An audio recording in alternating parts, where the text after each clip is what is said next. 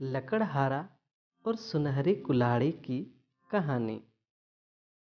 एक समय की बात है, जंगल के पास एक लकड़हारा रहता था। वो जंगल में लकड़ी इकट्ठा करता था और उन्हें पास के बाजार में बेचता था कुछ पैसों के लिए।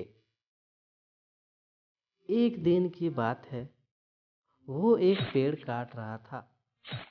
तभी हुआ ये कि गलती से उसकी कुल्हाड़ी पास की एक नदी में गिर गई। नदी बहुत ज़्यादा गहरी थी और वास्तव में तेजी से बह रही थी। उसने बहुत प्रयत्न किया अपने कुल्हाड़ी को खोजने की, लेकिन उसे वो वहाँ नहीं मिली। अब उसे लगा कि उसने कुल्हाड़ी खो दी है।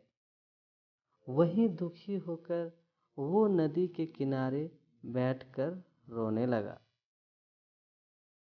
उसके रोने की आवाज़ सुनकर नदी के भगवान उठे और उस लकड़हारे से पूछा कि क्या हुआ।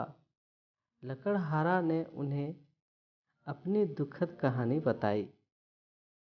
नदी के भगवान को उस लकड़हारे के ऊपर दया आई और वो उसकी मेहनत और सच्चाई देखकर उसकी मदद करने की पेशकश की।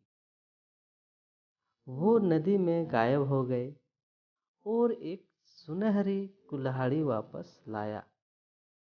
लेकिन लकड़हारे ने कहा कि यह उसका नहीं है। वो फिर से गायब हो गए और अब की बार उन्होंने चांदी की कुल्हाड़ी लेकर वापस आए। लेकिन इस बार भी लकड़हारे ने कहा कि ये कुल्हाड़ी उसका भी नहीं है।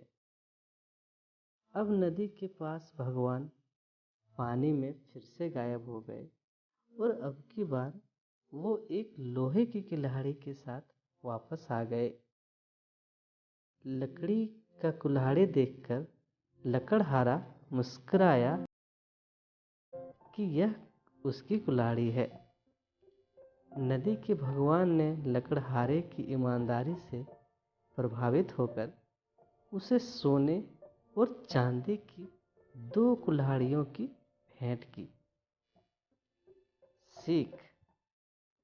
इस कहानी से हमें यह सीख मिलती है कि ईमानदारी सर्वोत्तम नीति है।